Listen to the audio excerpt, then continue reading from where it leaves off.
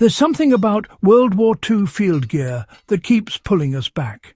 Not because it was glamorous or comfortable, but because so much of it quietly outperformed the modern replacements we depend on today.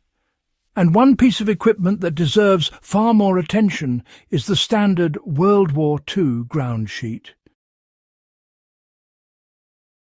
Soldiers treated it as a poncho, shelter half, stretcher support, mud barrier, overnight cover, windbreak, and, in emergencies, even as a water sluice.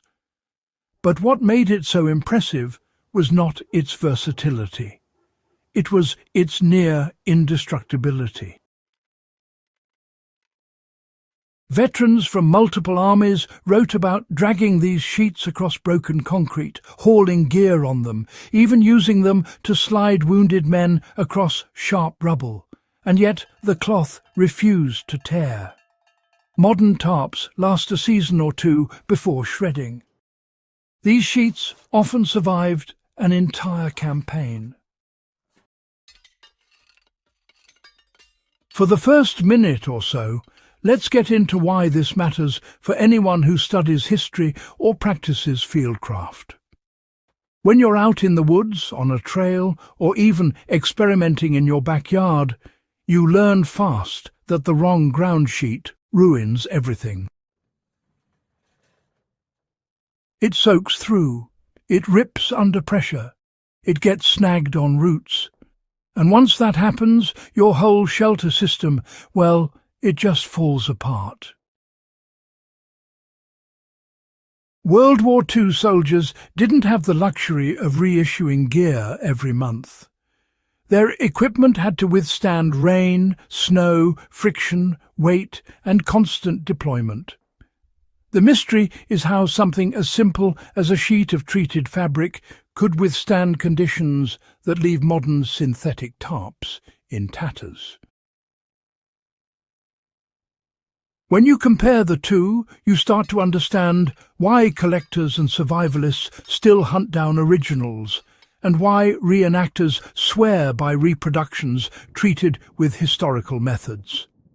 This wasn't nostalgia. The reason the World War II ground sheet never tore comes down to how the fabric was built and treated before entering the field.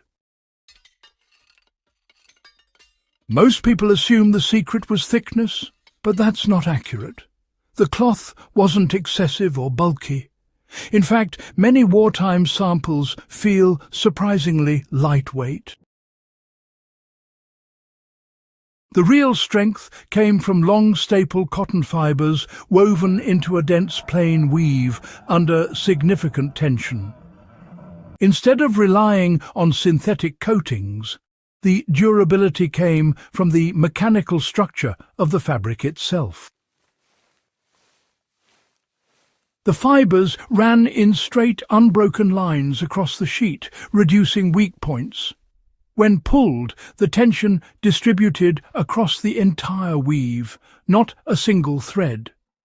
That structural integrity meant even if a soldier snagged the sheet on a nail or root, the fabric resisted opening into a full tear. A puncture stayed a puncture. On top of this, the fabric was treated with a compound that stiffened the fibres just enough to prevent fraying, but not enough to make the sheet brittle. Wartime documents refer to drying oils, conditioning baths, and fibre seals. These weren't heavy wax coatings that crack. They were penetrating treatments that bound to the cotton itself. When done correctly, the result was a sheet that acted almost like flexible armour against abrasion. In training manuals, soldiers were instructed to drag equipment bundles using the sheet itself, meaning the military expected the ground sheet to serve as a hauling surface without failing. Anyone who has used a modern tarp knows you'd get about 10 metres of dragging before you hear that familiar ripping sound. This kind of durability has practical applications today if you know how to reproduce the original treatment. The closest modern material is untreated heavy canvas, but to turn it into a World War II style ground sheet, the first step is to pre-shrink it. Hot washing tightens the weave and prepares the fibres to accept the next stage. Then comes the conditioning bath. An aluminum acetate dip stiffens the fibres and prevents rot. After drying, a light oil mixture seals the cotton so the fibres retain their integrity when stressed. This doesn't turn the canvas into a waterproof tarp by itself, but it gives it the tear resistance the World War II pieces were known for. To make the sheet usable as shelter material, a final layer, light, not thick, is applied. The mistake many modern DIY attempts make is over-oiling the cloth. World War II ground sheets were never greasy. Their strength came from the interior of the fabric, not a surface glaze.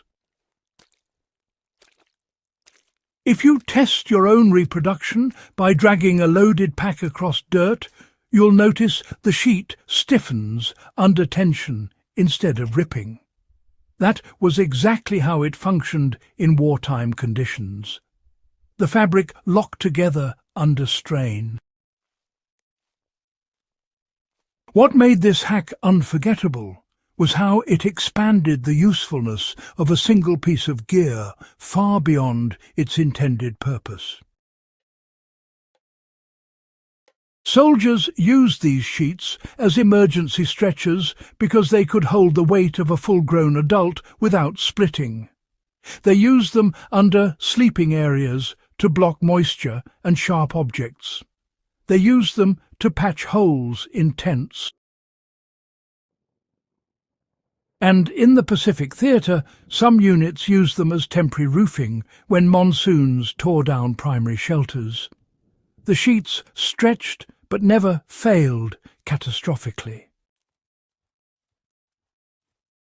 That reliability is something you can still take advantage of today when building tarp shelters, making ground covers, or, transporting gear during long treks. Even if you're not reenacting, applying the old method gives you a durable tool that, honestly, performs better than most modern lightweight options.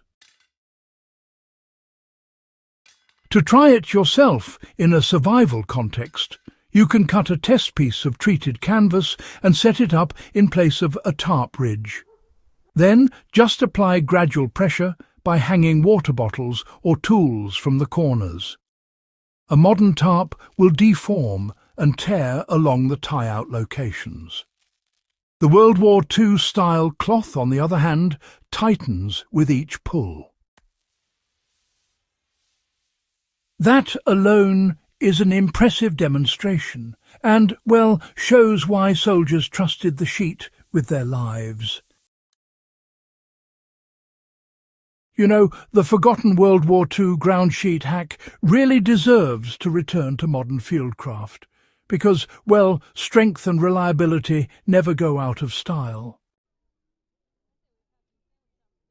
If you're someone who values equipment with historical roots and practical toughness, the old method is definitely worth learning and, honestly, preserving. It's part of the reason so many original pieces have survived 80 years of neglect and, remarkably, still function today. When a piece of gear is built that well, it doesn't just become a relic, it becomes a lesson. If you want more deep dives into lost techniques, forgotten gear, and the survival engineering our predecessors relied on, make sure to subscribe, share this video, and help keep this knowledge alive for those who appreciate it most.